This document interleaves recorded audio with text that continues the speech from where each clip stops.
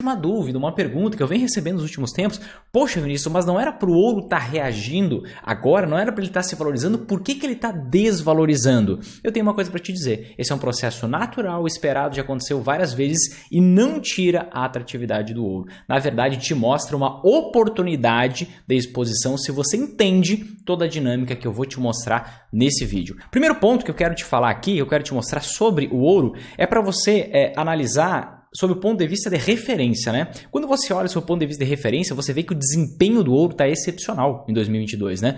Eu sei que você esperava que o ouro estivesse valorizando 50% no intervalo de poucos meses, mas se você compara as coisas, você percebe que, poxa, esse investimento aqui está agindo como uma reserva, certo? Porque ele está valorizando 2% nesse período de tempo curto, inclusive, enquanto as ações americanas, que denotavam um significado até o ano passado para a maioria das pessoas, embora eu tenha emitido vários alertas, inclusive, de crescimento, de prosperidade, de evolução contínua de rentabilidade, enquanto isso daqui está caindo 18%, 26% em média, tá? Só que a preocupação está aqui, ó. Por que está caindo nos últimos meses aqui, nas últimas semanas, na verdade, enquanto as ações americanas acentuam as quedas, tá? Isso é normal e esperado, que o ouro sofra nesse primeiro momento de crise. Por que num primeiro momento o ouro sofre e depois ele desponta e tem uma supervalorização, uma rentabilidade gigantesca? O que acontece? Quando tá tudo bem no mundo, quando tá tudo certo, o que eu quero dizer com tudo bem e tudo certo? Quando as ações estão se valorizando muito fortemente durante um grande período de tempo, como por exemplo, as ações estavam se valorizando desde 2009, as ações americanas, até o início de 2022, o que acontece? À medida que o tempo vai passando e as ações vão se valorizando, a economia vai mostrando sinais de crescimento, muitos investidores e principalmente especuladores, mas alguns investidores institucionais também, eles investem não somente com o dinheiro que eles têm, eles se alavancam. Talvez você saiba, talvez não, mas por meio do uso da corretora mesmo, você mesmo pode fazer isso, embora eu não recomende, com certeza eu contraindico isso, mas muita gente se alavanca. O que é esse processo de alavancagem?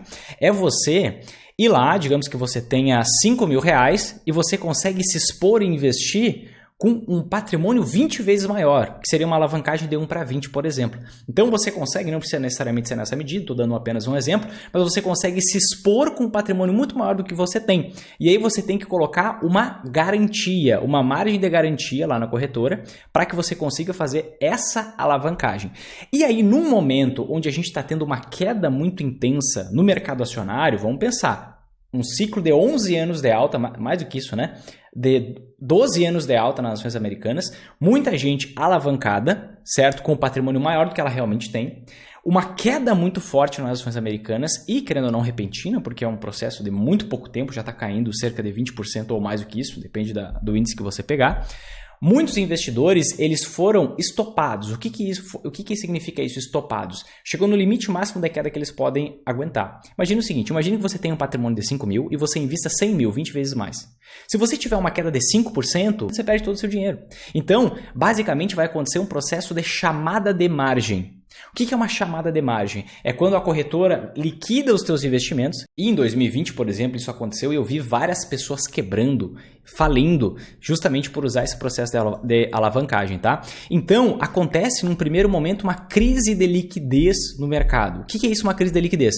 Todos esses investidores alavancados, existe a chamada de margem, eles precisam liquidar os investimentos deles, independente de que investimento seja. É por isso que você vê tudo caindo junto no curto prazo. Ações americanas, você vê até o próprio ouro desvalorizando aí nas últimas semanas, porque muita gente sofreu essa chamada de margem. E aí é por isso que a gente vê justamente esse processo aqui nas ações americanas, que elas já estavam caindo, certo? Um certo ritmo, numa certa velocidade, e a partir daqui você consegue ver até pela inclinação do gráfico para baixo que elas começaram a cair muito mais, de forma muito mais rápida, muito mais veloz. Aqui é justamente onde começou a crise de liquidez, onde começou esse período onde o próprio ouro caiu por causa da pressão de vendas desse ativo aqui, por conta das chamadas de margem. Então, como eles tiveram que vender inclusive o ouro, isso assusta, querendo ou não, os investidores do mercado acionário.